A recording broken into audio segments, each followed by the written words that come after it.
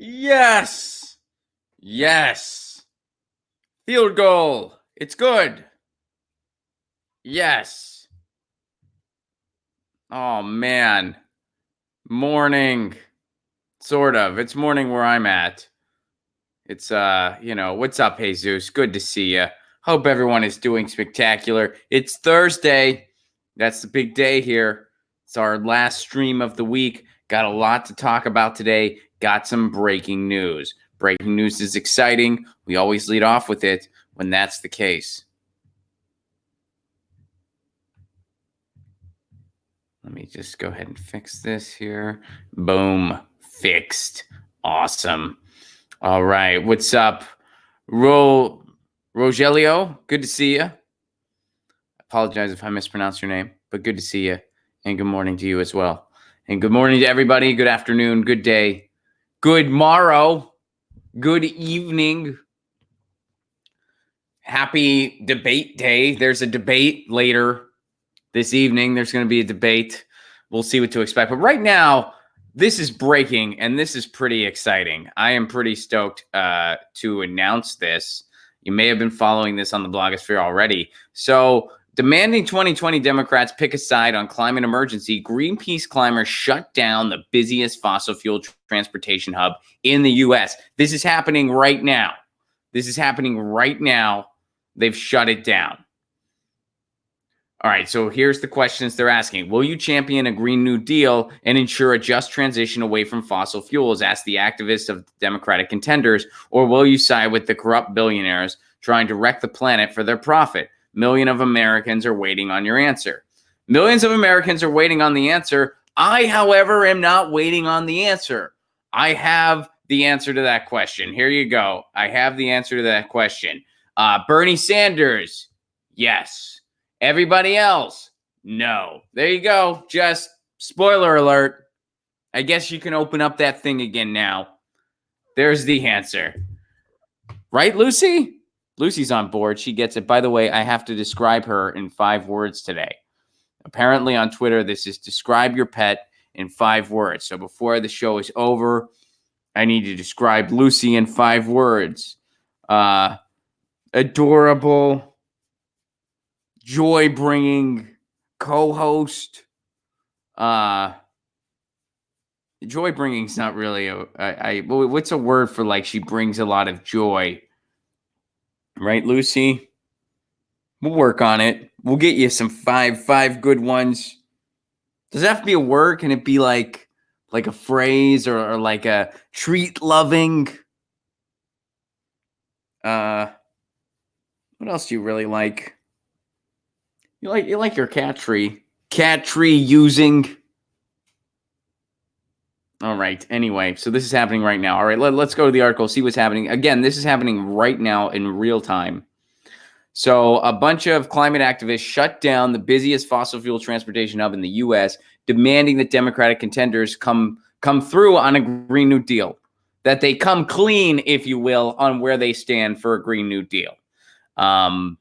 All right, so this is a breaking news story. This is straight from the Common Dreams article. Please check back for possible updates. We'll go ahead and refresh it before we move on. So just ahead of the Democratic Party primary debate taking place in Houston this evening, 22 activist climbers from Greenpeace blockaded the Fred Hartman Bridge in Baytown, Texas, just after dawn on Thursday morning. That was this morning. In order to shut it down. They said the largest fossil fuel thoroughfare in the country and demand presidential candidates take a bold stance in favor of a Green New Deal and a rapid renewable energy transition. Underline that rapid part. We need a rapid transition, not an incremental one, not a slow one, a rapid one. We can't wait until Joe Biden 30330 They call it 3030 because that's when he plans on doing something about climate change. Joe Biden's climate change, by the year 3030, some of us will not be driving gasoline-fueled cars. That's his climate plan. He got it approved at a fossil fuel industry dinner that he went to. That's his plan. So, all right, let's see what else is going on here. Well, let's refresh it. Here, let me go ahead and refresh it, see if there's an update.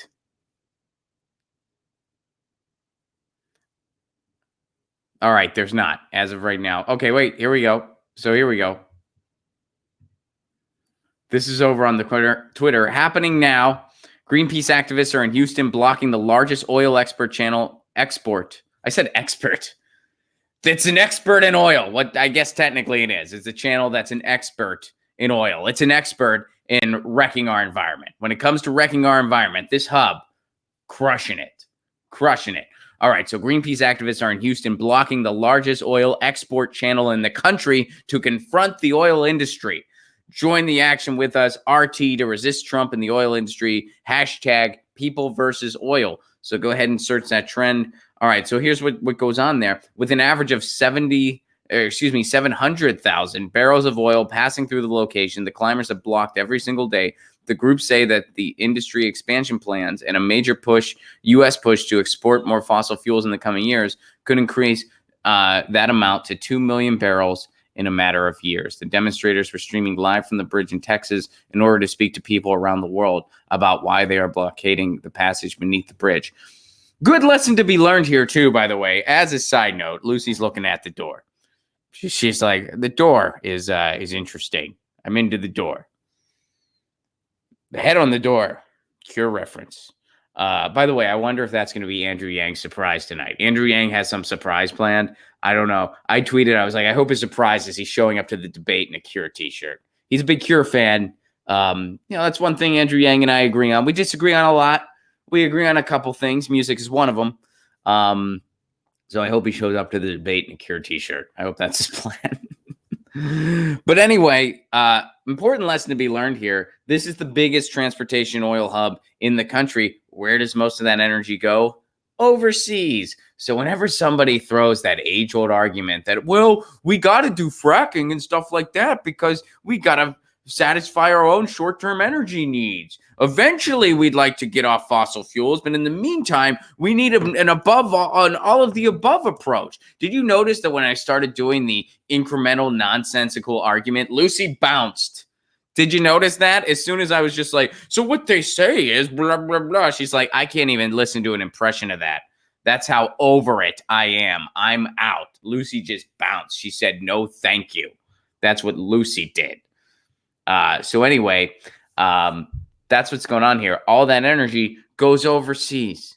So it's just a big lie, just a big, like when Hillary Clinton told that child who said she was against fracking, and Hillary Clinton said, well, if we ever had an energy crisis, we need to have that stuff here. That's just a straight up lie. It doesn't stay here. It goes overseas. It goes elsewhere. And all it does is pad the pockets of a couple CEOs. That's what it does. So Greenpeace shutting it down, demanding the 2020 candidates make a pledge for a Green New Deal. Let's see here. According to the group, the nearly 24 climbers intend to remain secured in place for 24 hours, preventing the transport of all oil and gas through the channel. Their action is a bold call to leaders to imagine a world beyond fossil fuels and embrace a just transition to renewable energy. I wonder if they'll even mention this tonight. I wonder if this will even be mentioned at the debate tonight. I have a feeling there will be some questions on climate change. Will they make a reference to this protest? I'd say there's about a 30% chance they will, a 70% chance they won't, because the corporate media does not like bringing up protests. They do not like bringing up protests. They do not like bringing up strikes unless they can marginalize those two things. When they can shine a light on Amazon mocking their employees who went on strike and marginalizing the effects of the strike, they'll cover that. When they can highlight any unjust acts, any acts of aggression, they'll do that. When they can highlight anything that makes the group look bad, they'll do that. But as far as actually highlighting a real protest that has effects, like they shut down an oil hub, or the teachers went on strike and got what they wanted, or, the grocery workers threatened to strike and were able to reach a settlement. They don't want to talk about that. You know why? Because strikes are a lot like the common cold in the sense that they're very, very contagious. And protests are also contagious, and they don't want people to know that this is effective.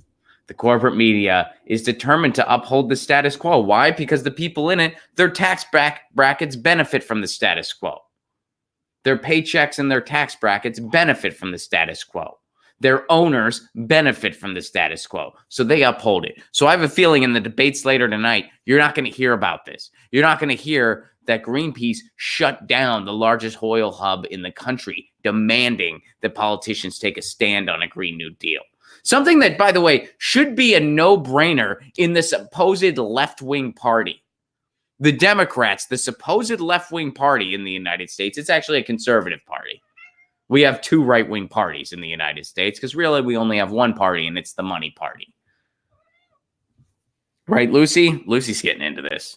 She's like, where are my 5 words? I want my 5 words.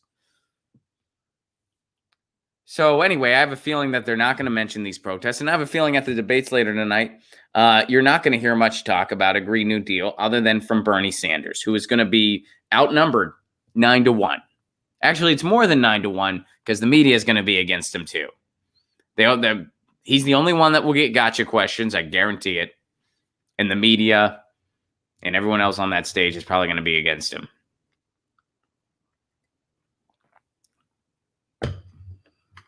But good for Greenpeace shutting this down. Here, let's see if there's any other updates before we move on. I'll refresh the page again. But this is happening in real time. This is happening right now. If you're in Houston, hey, go check it out. Oh, and by the way, they echoed that sentiment that this should be a no-brainer. Check this out. Touting the promise of a Green New Deal over the status quo, Leonard said Democratic candidates should recognize it as a no-brainer. Here's what can happen when we finally choose renewable energy over fossil fuels, she said. We can create millions of high-paying union jobs. We can keep our air and water clean and safe, and we can safeguard our climate against catastrophe. We can't afford to screw this up, and we won't let oil executives do that for us. You know, Graham Elwood and myself were just in the Midwest. We were just in the Midwest, Graham Elwood and myself, and we saw tons of windmill, which was good to see. In Minnesota especially, there were a lot of windmills generating wind, and we were just watching it. And Graham said, gee, if one of those breaks, which does happen, it occasionally breaks. So if one of those breaks, is everybody's water contaminated for the foreseeable future? Is there going to be some out-of-control fire going on? Is there going to be? No, they're just going to fix it. Oh, and I bet making those things and maintaining those things equals jobs, doesn't it? Yeah, it does. And they're environmentally sound jobs. Interesting. Good for Greenpeace doing that. And they shouldn't even have to do that. In the supposed left-wing party in a country, that should be a no-brainer. That you want to act on climate change and you want to act fast and swift and effectively. And that the time for incrementalism is long gone. We don't have time for that. Literally, we don't have time for it. So good for Greenpeace. And this is happening in real time. This is happening right now. Right now. All right. So let's go over to California. We got some California news. Joe shares this. Oh, and Tim shared that, which, by the way, Tim, thank you for bringing that breaking news to my attention. Tim shared the article about Greenpeace. This is from Joe. California approves statewide rent control to deal with housing crunch. California lawmakers on Wednesday, that was yesterday, passed a statewide cap on annual rent increases for most tenants, the boldest step yet to address an affordable housing crunch that has helped push people into the streets. The bill limits annual rent increases to 5% after inflation and takes effect from March of this year. It also imposes restriction on evictions without cause, a significant factor in the state's burgeoning homeless population. Democratic Governor Gavin Newsom, who has put affordable housing on top of his priorities since taking office in January, brokered the negotiations on the legislation. Okay. The new eviction protections will help provide California with important new tools to combat our state's broader housing and affordability crisis. Now, last year, California voters, which I remember this, rejected a ballot initiative that would have allowed cities and counties to impose much stricter versions of local rent controls. So this is good. And other states have done something similar. California is the third state to impose statewide rent controls. Oregon in March passed a measure limiting annual increases to 7% plus inflation. New York State enacted rent controls in June. So ours is actually a little bit lower than Oregon. Ours is 5%. Theirs is 7%. This is a good start. Now, we still need to pass legislation to impose rent controls in municipalities and in cities. We definitely still need that. And the fact that it didn't pass was pretty rough. Those were the roughest parts of our midterms. The fact that rent control did not pass and the fact that the public bank did not pass. Fortunately, we're acting on each. There's been something's been done about rent control on the state level, and there's a public bank initiative that will give towns and municipalities the authority to start their own public banks out there. So we are doing something about each, and the fight has not stopped about each, and that is a good thing. That is a very, very good thing. So California, so this is a good start, and it needs to continue. And thank you, Joe, for sharing that. Here's something else going on in California. Now this is Ken shares this, and this is a big one.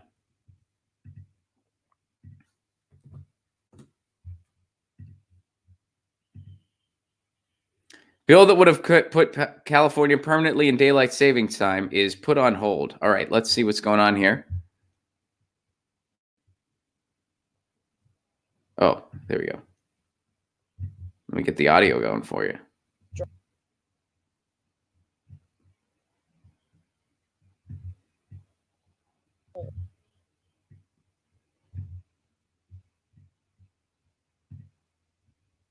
California permanently in daylight saving time is on hold. His bid for Assembly Bill 7, he says it's not dead. He just wants to talk with more Californians to decide if they want a permanent daylight saving time or permanent standard time. In November 2018, nearly 60% of voters said they don't want to keep changing their clocks twice a year.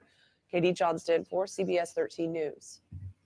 So the bill's not dead. They just couldn't find an ideal time to talk about it. They couldn't settle on a time.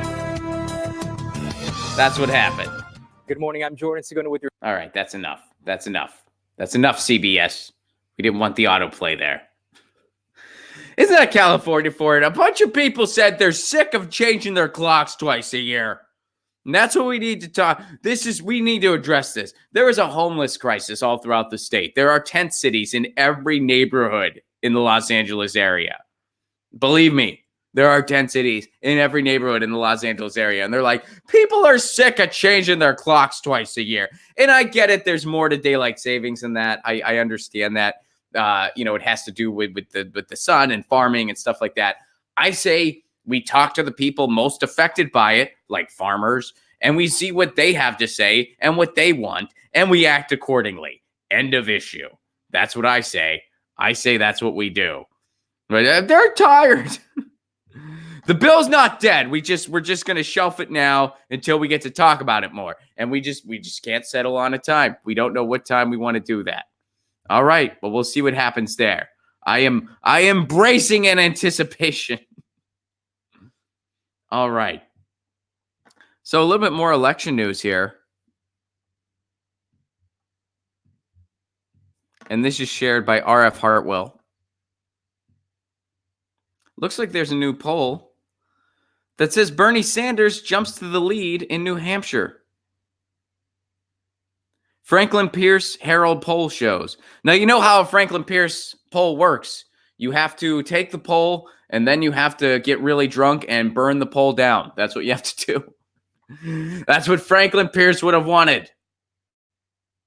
Former Vice President Joe Biden has lost his lead in the New Hampshire poll, with U.S. Senator Bernie Sanders jumping ahead and what is now clearly a three-person race for the Democratic primary, a new Franklin Pierce University Boston Herald poll shows. Apparently, more people have listened to Joe Biden speak. Sanders tops the poll at 29% of likely Democratic primary voters. Biden comes in second with 21%. Warren is in third with 17%. The poll shows that the top tier of the 2020 Democratic primary candidates far ahead of the pack. Kamala Harris is a distant fourth with 6% of the primary vote. All right. And then Yang and Pete Buttigieg are tied at 5%. All right. Now, here's an interesting part of this. The poll also asked Granite State voters if they prefer House Speaker Nancy Pelosi's leadership of the Democratic Party or a more progressive brand. 34% said they prefer AOC or a more progressive brand. 30% said Pelosi. Another 19% responded neither, and 17% responded, we're not sure. We don't know. We don't know. Maybe losing over 1,000 seats is a good thing. We're not sure yet. We really don't know. 19%. Neither. They're like, well, let's just scrap it and start again. Isn't that interesting that over half, when you add that up, over half of the Democratic base either wants a new direction either wants a different direction out of what's available or want an entirely new direction altogether. Isn't that telling? 34% want AOC and a more progressive leadership over Nancy Pelosi. Another 19%, let me make sure I got that right there.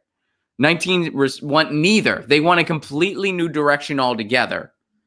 And 17% aren't sure. So out of all of the Democratic base, about 3 in 10 of them, approximately 3 in 10 are satisfied with where the party's going. About 3 in 10. And that's being generous. Out of that 3 in 10, I have a feeling some of them just don't want to rock the boat. They're like, oh, we'll just stick with this. And then you'll see Nancy Pelosi go on TV. I don't think people want to change. I don't think people want to change. We got a solid 30% that seem about satisfied. That is almost a passing grade, except no, it's not. That gives you an F minus. That's like I'm pretty sure on standardized testing, you get almost 30% just by writing your name on the paper. Don't quote me on that because they score the SAT differently now, and it's way different than when it was when I took it because I'm old. I don't think people want to change. Isn't that interesting? Like, most people either want a more progressive direction, an entirely new direction altogether, or they're just not sure what to do. They're like, I don't even know. This is a train wreck. I don't even know what I want. I just took a poll for the the coupon for a little bit of money off my gasoline. At Franklin Pierce. All right. So there you go. Bernie Sanders leading in the Franklin Pierce poll, which again, you have to get drunk and burn it down. That's what happens to those polls. All right. So here's some striking news. Christina shares this. Thank you for sharing this with us, Christina.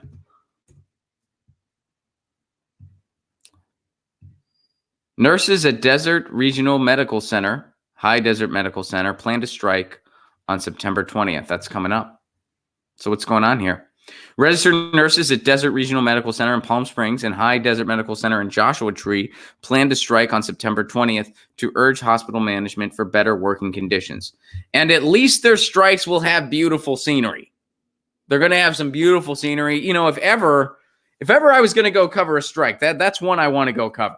You know, I try to cover strikes when I can. It's not like I never do it.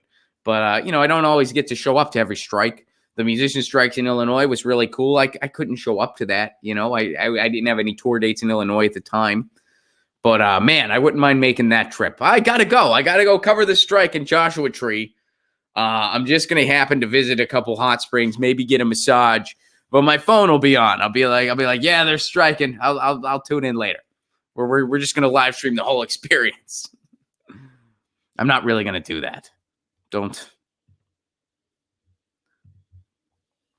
The one-day strike was announced Tuesday after the California Nurses Association and management and tenant, the parent company of the two households, failed to resolve ongoing labor disputes. By law, the union had to give the hospitals a 10-day notice of the planned strike. So this is the wheels are in motion here. They're following protocol and they're saying we're going on strike. At the bargaining table, nurses are asking for a better contract proposal in order to retain and attract experienced nurses. The contract proposal needs to address salary and benefit needs, but also issues such as fair breaks, meals, and on-call hours, said nurses under the union. You know what? If there's one, the best thing we can want from our nurses, we want them to be tired. That's what we want. Our nurses who maintain people's health, who are the first line of offense when something goes wrong.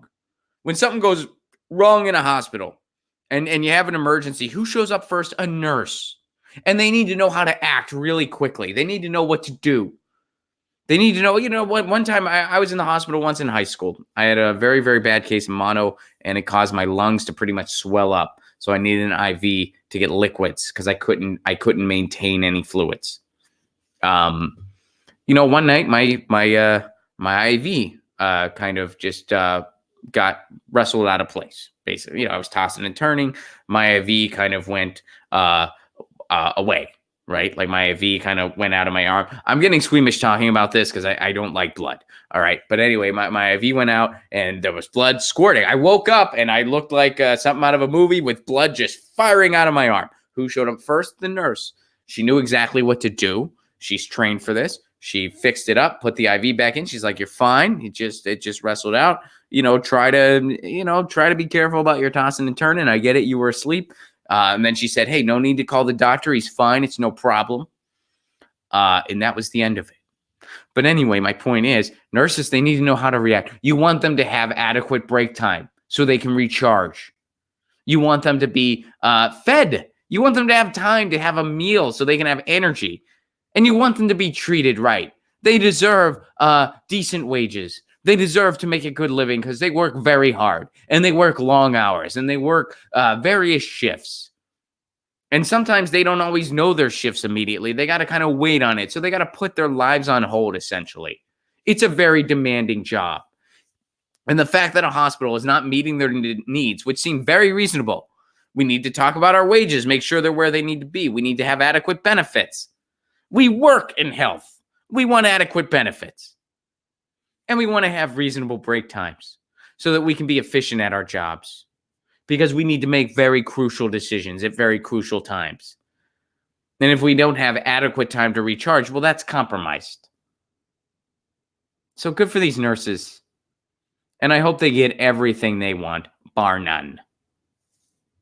I hope they get absolutely everything. And I'll be going to Joshua Tree. In fact, I'm going to start a GoFundMe. I should do that. Guys, GoFundMe for me to go to Joshua Tree. I promise I will be covering the strike. I will happen to be getting a massage while I'm talking about what I saw at the strike. And I will happen to be sitting in some hot springs while I'm covering the strike. But, if you could please contribute to that GoFundMe. I'm only looking to raise $20,000. It's all for work. It's all for work. And of course, I'm kidding in case anyone is taking this seriously and they think I'm being for real. And they're like, "I'm never supporting you again. You're just looking to raise money so you can go take a vacation in Joshua Tree." Not being serious. It's not a real GoFundMe. Okay, cool. All right. Good for the nurses. I hope they get everything they want, period. And we'll be covering this. It's going to happen on September 20th unless they reach an agreement before that. So we'll be covering this. Guys, we're going to be ending a little early today because I have something that I need to attend to. But we're going to talk about this. Some of you guys may have noticed a T-shirt that I had on. And it's a Daniel Johnston T-shirt. The lo-fi singer-songwriter who is no longer with us. You guys probably saw me tweeting about this yesterday. I also posted a photo, and I wore this shirt to record some Jimmy Dore Show clips. And then I'm wearing the shirt again this morning because I wanted to, represent, if you will. So let's go to this. Rest in peace, Daniel Johnston, lo-fi songwriting legend who is dead at 58. He reportedly suffered a heart attack on Tuesday, which is yesterday. Or excuse me, 2 days ago. 3-day week has thrown me off completely, folks. I've been doing this all week. I'm like, Monday, that was yesterday. No, Ron, today's Wednesday. Oh, yeah, Tuesday, that was it. No, that was 3-day week, guys. I did not stream on Monday because I was traveling back from the Midwest tour. So we had a 3-day stream week this week, and it's throwing me all off. I have misspoke on days all week, and I appreciate your understanding and your patience. Anyway, Daniel Johnston, the lo-fi avant singer, songwriter, and visual artist, has died at the age of 58. According to the Austin Chronicle, Johnston suffered a heart attack on September 10th. News was confirmed by the musician's former manager, Jeff Tartikoff. So let's go into the article for a little bit. Johnston was a prolific but troubled songwriter who battled mental health issues throughout his life. Much of his early musical output came in the form of homemade cassette recordings. After moving to Austin, Texas in the mid-1980s, Johnston attracted a small, dedicated, loyal following. In 1988, he traveled to New York City for his first professional recording session, resulting in the release of 1990. He also collaborated with half-Japanese singer Jad Fair on a collaborative album called It's Spooky. Interest in Johnston's music grew immensely after Kurt Cobain wore a T-shirt donning the image of his 1983 cassette album, Hi, How Are You? Cobain also cited Johnson's 1986 release Yip Jump Music as one of his favorite albums. The Cobain cosign led to a major label bidding war to sign Johnson, who at the time was receiving treatment at a mental hospital. He ended up signing with Atlantic Records after passing on a deal with Electric due to a belief that Metallica was satanic. They're not satanic, they're just corporate. But anyway, his time with Atlantic was short-lived, however, as his major label debut, 1994's Fun, was a commercial failure. He was dropped from the label soon after the album's release. He continued to release music independently. He released a double album featuring covers of his songs by artists including Tom Waits, Beck, Bright Eyes, Death Cab for Cutie, and others. So Johnson had a very incredible career. And this is the T-shirt that Kurt Cobain wore. And when Kurt Cobain wore it, it attracted more attention to Daniel Johnston. There's a documentary about his life called The Devil and Daniel Johnston. I highly recommend. It kind of goes through his struggles. He spent a lot of time in a mental hospital. He had many breakdowns. Fortunately for him, he had a very loving family behind him who, as far as I know, took care of him to the end. He was in the care of his parents because he wasn't really able to live by himself. I think at any point in his life. I mean, at times he lived by himself. He was a carnival worker in Austin, but he would have, kind of have an episode and then he'd wind up in a facility, or I think at times he would wind up in jail. He was very much a tortured soul, but he was a tortured soul who left behind some incredible songs.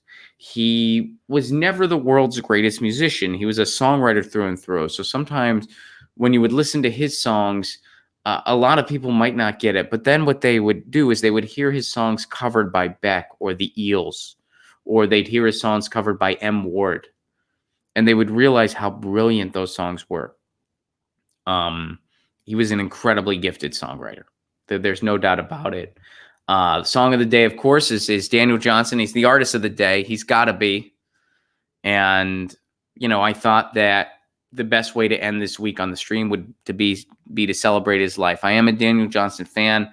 I was fortunate enough to see him twice. I saw him once in 2009. I saw him again last year. And my fiance went with me. And they were doing a thing because he couldn't do a very long set. So the way they were doing the event is they would show the movie, and then after the movie, he would come out and he would do a set. And Mike Watt from the Minutemen was on bass for him.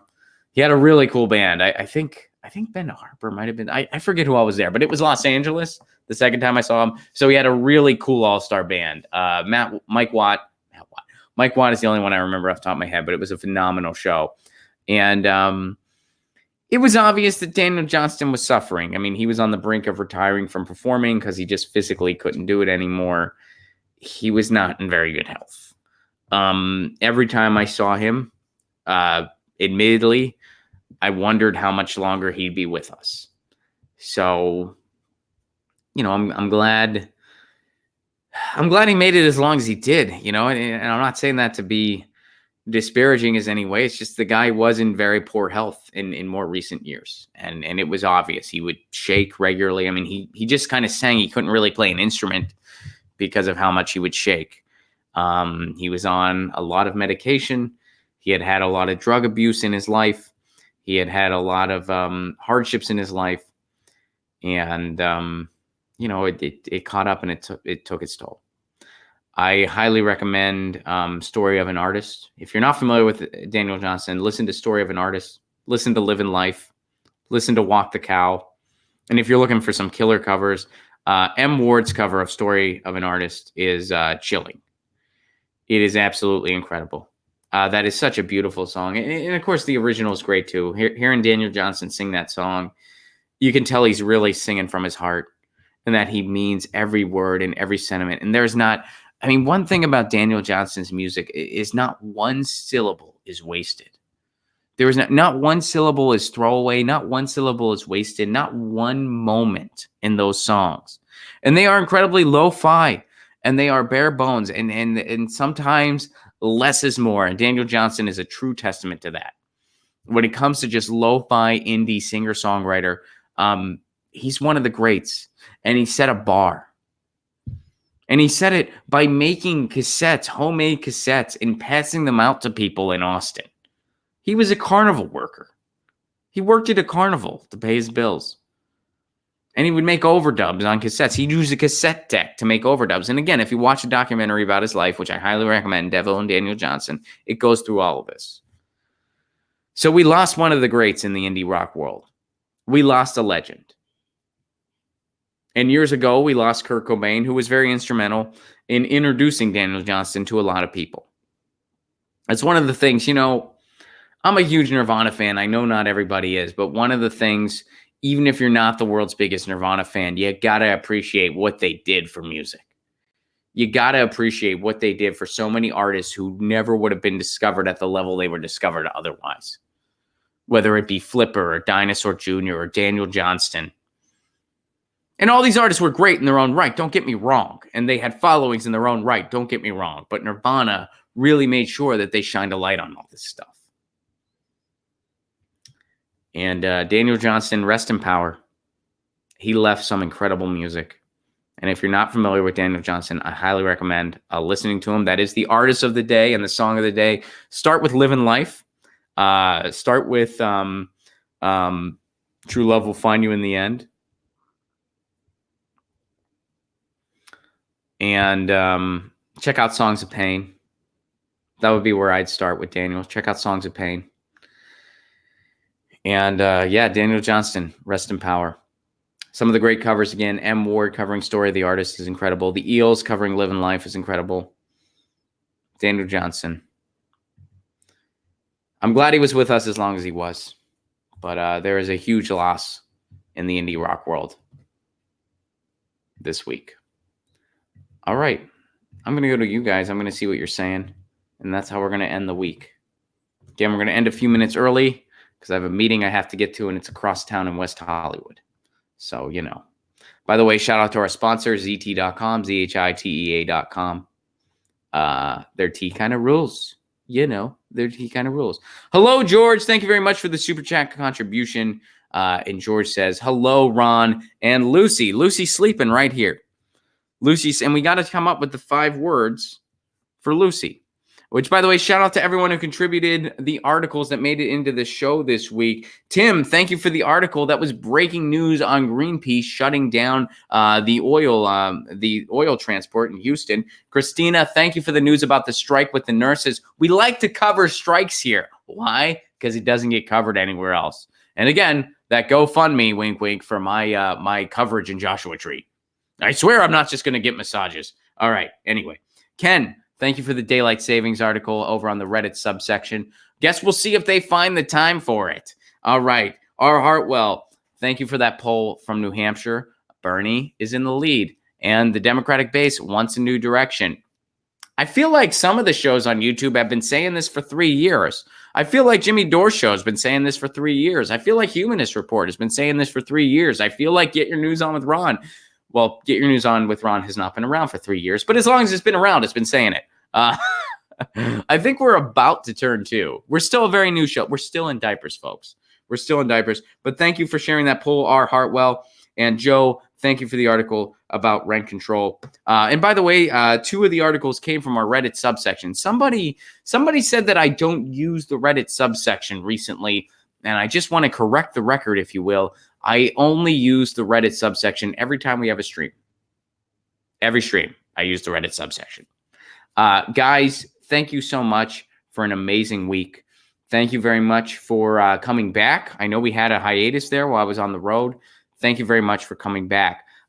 Tour dates, speaking of which, I got them. First of all, locally, Los Angeles, if you email me right away, go to ronplacone.com and email me. I'll put you on the guest list for a show I got Saturday night. Saturday night at the Dojo of Comedy, Sycamore Tavern, right near Sunset and Sycamore. There's free parking.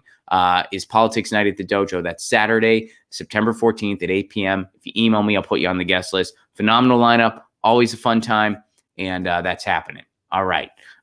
Someone said, Edwin, any meetups planned at Meow Meow soon? I will get on that. Yes, I got to book another show at Meow Meows. I will get on that. Yes. Okay. I will do that. All right. Meow meows. I will get on that. But locally, that's happening. Also, LA, Ron Placone and Friends, September 26th at Flappers Comedy Club. You know what? If you email me right away, I'll put you on the guest list for that. Ron Placone and Friends, Flappers Comedy Club, September 26th. Email me. I'll put you on the guest list. Tour dates in 2020. They're coming. There's going to be a lot of announcements real soon. First of all, Tucson, Arizona, February 8th. Mark your calendars. We're coming Tucson, Arizona. Seattle, Washington, April 24th. Mark your calendars. We're coming. Pittsburgh, Pennsylvania, April 10th. Mark your calendar. I'm coming. And there's going to be more dates announced very, very soon. In Australia, coming to Australia. Don't wait. Get your tickets now. November, I'm coming to Australia. Oh, I also forgot February 29th, San Francisco, we're coming. And we'll be at Sacramento before that. And Australia, we're coming in November. Don't wait. Get your tickets now, Australia. Perth, Sydney, Adelaide, Melbourne. That's all of them. We're coming to Australia in November. Get your tickets. Do not wait. They're moving fast. Tickets in Australia are moving fast. Don't wait. Get them now. Well, you still can. Get them now. Graham Elwood and I are stoked. If you want to support this show on the sustainability, and please do become a patron, patreon.com/Ron Placone. I do a patrons-only stream now. We're actually debuting our first one tonight. So I'm doing a patrons-only stream. Some of you have submitted topics for me, and you can only do that at the Patreon. So we're going to do patrons-only streams once a week. So if you want a bonus stream, if you want all kinds of exclusive content, if you want my album, please consider becoming a patron, patreon.com/Ron Placone. And you get all that for a give what you can level. Even $1 a month goes a long, long way. Please do consider it. And it helps me expand this show. I got to start that cooking segment. I got to have more interviews, which, by the way, next week, we got some really awesome interviews I'm totally stoked about. We're going to be talking to the anarchist folk singer, David Rovics. If you're not familiar with David Rovics, look him up. He's going to be on the show Monday for Music Monday. That interview is going to be at 11:30 Pacific time, 2:30 Eastern time. So that's going to be a fun time. And that is happening on Monday. Guys, in the meantime, enjoy the debates tonight. I'll probably be on. I'll be doing something after the debates. And then, of course, I'll be doing a patrons-only stream after that. But I'll be doing something for the debates. I don't know what exactly, but stay tuned because something's going to be happening. You know the drill. Keep a lookout after the debates. I'll be doing something, either during or after, maybe both. We'll see. But I'll definitely be doing something. In the meantime, stay safe. Have a good weekend. And Lucy, oh, wait, 5 words for Lucy. All right, so we have adorable, joy-bringing, treat-loving, rock and rollin' badass. Boom. There we go. Adorable, treat-loving, joy-bringing, rock and rollin' badass. That's my cat, Lucy. And Lucy says meow, and I say peace. Peace.